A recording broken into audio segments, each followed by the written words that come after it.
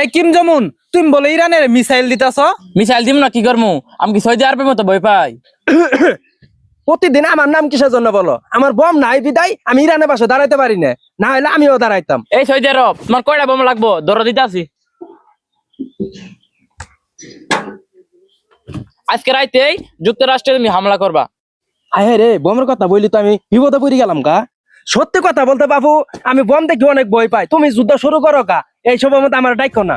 নিজের ধর্মের চেয়ে রাজনীতিটাই তুমি যখন বড় মনে করো, এর বিচার ঠিকই করবে একদিন আল্লাহ।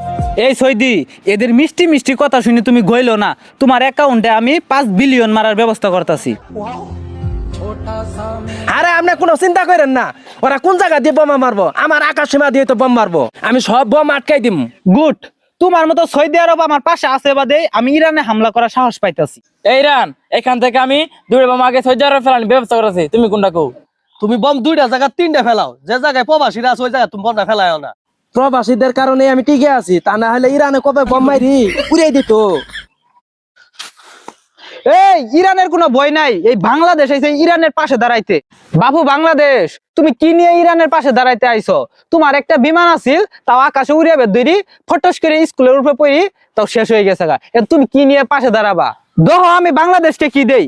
এই যে বাংলাদেশ ফ্রি ফায়ার লাভারদের একমাত্র তৈরি করা বম, এই বমটা তুমি যে মারবা ইরান, সৌদি আরব টেরও পাবো না যে কূপ দিয়ে গেতাছে, উনি আটকাবো কেমনে? ধরো তোমার হাতে দিলাম এটা। Good, very good. এবার দেখতে পারবা দুলালটা মেরে বিসি ঠেলাই দিব।